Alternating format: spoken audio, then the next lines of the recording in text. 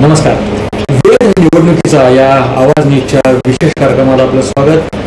नुकतेच आता सगळीकडच्या महापालिकांच्या निवडणुकींचे पडघम वाजले. नवीन प्रभाग रचनाही जाहीर करण्यात आली आहे.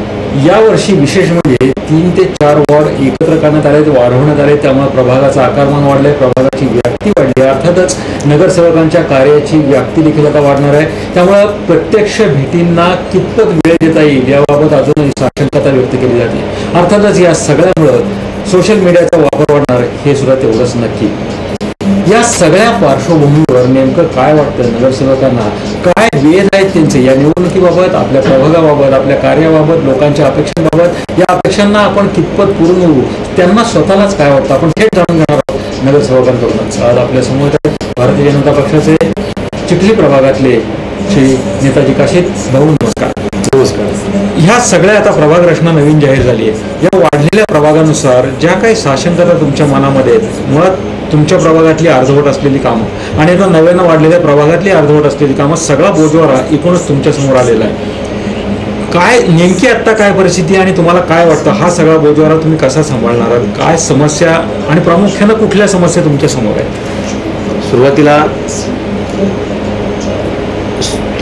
सुरुवातीला एक एवढा वेळ निघून गेलेला आहे. गेले 20 वर्ष झाले हा भाग महापालिकेत जाऊन. 20 वर्षे आणखीन असं वाटतं की आम्ही एका खेडेगावात राहिलंय. आम्ही असं महानगर आज या श्रीमंत पालिकेचं जसं नाव आहे, श्रीमंत महानगरपालिका, श्रीमंत तर हा विषय काढून टाकला तरी हरकत नाही तात्पुरता. परंतु आम्ही एक खेडेगावात राहतोय असं वाटतं. इतकी घाणीचं साम्राज्य, पाण्याचा अतिशय प्रॉब्लेम, घाण पाण्याचा सापळा होतो, कचऱ्याचं साम्राज्य.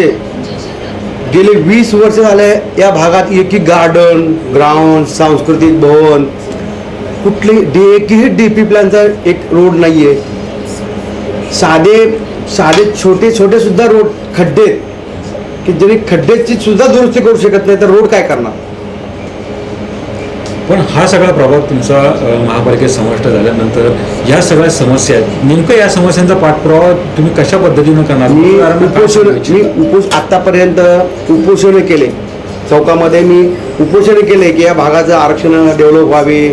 शाळेची आरक्षण असतील, गार्डनची असतील, किंवा रेन वॉटरची सोय नाही आहे, लोकांच्या पावसाचं पाणी घरात जातं, अशी परिस्थिती आहे. आणि भयानक अशी परिस्थिती उद्भवते की असं सळो असं होतं. लोकांना असं पाऊस पडला ना, पाणी लोकांच्या घरात जातं, पावसाचं पाणी घरात जातं लोकांच्या.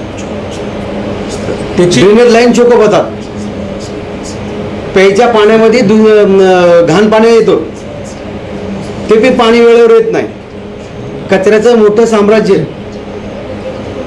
साध्या एक माणसाला जीवन जगण्यासाठी जे आहे ना, त्या सुद्धा सुविधा नाहीत एक तर. आणि या भागातून सगळ्यात मोठ्या टॅक्सचा निधी जातो तर या आमच्या भागातून जातो. शास्त्रीय कराच्या मतदारातून आम्ही डबल टॅक्स भरला जातो आणि सुविधा काही नाही आहे. पण या सगळ्या ज्या असुविधा तुमच्या समोर आहेत, म्हणजे तुमच्या उपोषणाच्या मार्गातून हे प्रश्न सुटलेले नाही आहेत, नेमका काय आवाज उठवला गेलाय तुमच्या उपोषणाच्या नंतर पुढच्या काळात, की अजूनही या सुविधा तुमच्यापर्यंत पोहोचलेल्याच नाही? काय घडलंय नेमकं? काय नुसते गेंड्याची कातडीसारखं हे महापालिका आहे. हे न बहिऱ्याचं सोंग घेते, बहिऱ्याचं न ऐकल्यासारखं. आत्ता मतदारांना सामोरं जाताना नेमकं आपली काय भूमिका असणार आहे या सगळ्या असुविधांच्या पार्श्वभूमीवर? मतदारांना आपण काय सांगणार आहात? एक आपला भयभूत हा आमचा चिखली भाग सगळ्यात मोठी समस्या येतं. भयभूत भीतीचं वातावरण दाखवलं जातं. दबाव तंत्र, कुठलीही कामं न करता नुसतं त्यांना एवढं वाटतंय की आम्ही पैशाच्या जेव्हा राजकारण करू आणि एक भीतीचं वातावरण निर्माण करायचं. तर याला मी हे स्पष्ट सांगणार आहे की तुम्ही भयमुक्त वातावरणात या. तुम्ही एक प्रामाणिक लोकांना मतदान करून आमच्यासारख्या कार्यकर्त्याला चान्स देऊन बघा. आम्ही नक्की त्यांना आम्ही त्यांनी जर आम्हाला सहकार्य केलं ना, की आम्ही त्यांच्या या सगळ्या समस्या सोडवू. आत्तापर्यंत म्हणजे गेल्या काही वर्षांमधला ह्या म्हणजे महापालिकेमध्ये चिखलीचा समावेश झाल्यानंतरच्या पुढच्या काळामध्ये ह्या ज्या काही असुविधा आपल्याकडे आहेत, ज्या तुमच्या उपोषणानंतर अजूनही तशाच राहिल्या, पालिकेनं गेंडाची कातडी पांघरल्या, दुर्लक्ष होतं आहे, ही सगळी वस्तुस्थिती आहे. पण हे सगळं करत असताना तुम्हाला जे जे काही शक्य झालं, जे जे काही तुम्ही केले त्याबाबत काय सांगाल? आम्ही या महापालिकेच्या वेळोवेळी सगळ्या गोष्टी ह्या निदर्शनाला आणून दिलेल्या आहेत, परंतु इथल्या स्थानिक लोकांच्या सगळे रोड ह्यांनी अतिक्रमण करून ठेवलेले. पहिलं स्वतः रोडवरच त्यांनी आरक्षणावरती अतिक्रमण केलेलं आहे आणि इथल्या लोकांची ही दिशाभूलाचे काम चालू आहे. इलेक्शन आलं, 2 पैसे खर्च करायचे, दारू मटण खाऊ घालायचं लोकांना आणि लोकांचं बोलवायचं काम चाललंय आणि इथल्या लोकांना जे काय म्हणतात का सुविधा जे द्यायला पाहिजेत त्याच्यापासून वंचित ठेवायचं.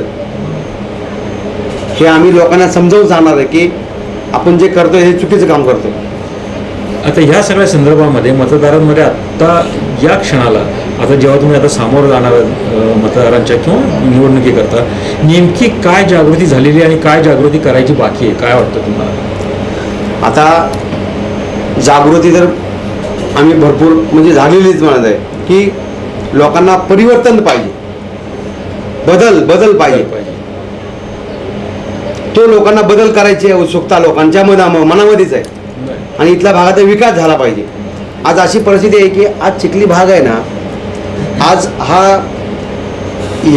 चिखलीचा एका भागाची टोकाची बाजू ह्या भागामध्ये आज जमिनीचा रेट, घरांचा रेट, फ्लॅटचा रेट आणि याच्या विरुद्ध बाजूचा जर बघितलं पिंपळेगुरो याच्यापेक्षा डबल रेट आहेत. ह्याचं कारण काय आहे की इथल्या सार्वजनिक जी सुविधा आहेत त्या इथली स्थानिक नगरसेवक ते लोकांच्यापर्यंत पोचवू शकले नाहीत, इथल्या सुविधा करू शकले नाहीत. रोड ह्या सगळ्या गोष्टी न केल्यामुळे इथल्या जमिनीला भाव कमी आहे, फ्लॅटला भाव कमी आहे, घराला भाव कमी आहे. त्याच्यामुळं इथल्या लोकांचं सुद्धा नुकसान आहे. इथल्या स्थानिकांचं बरं, इथल्या स्थानिक लोकांचं एखाद्याला जर जॉईंट वेंचर जर स्कीम करायची म्हणलं तर आज त्यांनी स्वतःची जॉईंट वेंचरमध्ये जर त्याच्या काय वाट्याला 50% आलं आणि ते जर विकायचे म्हणले तर त्याला 3 आणि 4 हजार भाव येतो. तो हाच भाग हीच बिल्डिंग अशाच भागाचा परिसर जर तिकडे असे जर गृह पिंपळे म्हणा या भागामध्ये 8,000 रुपयाचा भाव चालला आहे. आज यांचं सुद्धा स्थानिकांचं सुद्धा नुकसानच आहे. हे ह्या तुमच्या प्रभागातल्या मूळ समस्या असताना आता ह्या नवीन प्रभाग रचनेनुसार जो काय अजून भाग तुमचा वाढलेला आहे, ह्या समस्या तर तुम्हाला दूर करायच्याच आहेत, पण पुन्हा नवीन भागात अजून वेगळ्या काही समस्या आहेत. सगळ्याचं एकत्रीकरण काय, नेमका तुमचा वेध काय आहे की मतदारांच्या मनामध्ये काय, कशा पद्धतीने आपल्याला उतरायचं आहे, काय सांगा, तुमची व्यूहरचना काय? सुरुवातीला आम्ही लोकांना सांगू की पहिला आपला भाग परिसर स्वच्छ पाणी प्यायला मिळालं पाहिजे, स्वच्छ परिसर राहायला पाहिजे, चांगले रस्ते झाले पाहिजे, आपल्या मुलांना खेळायला बागडायला ग्राउंड पाहिजे, चांगलं शाळा कॉलेज जवळ पाहिजे. आपल्या भागामध्ये एवढी मोठी लोकवस्ती आहे की इथं मित्रांनो 4 कॉलेज सुद्धा कमी पडतील, एवढी मोठी लोकवस्ती आहे. एकही या भागामध्ये कॉलेज नाही आहे.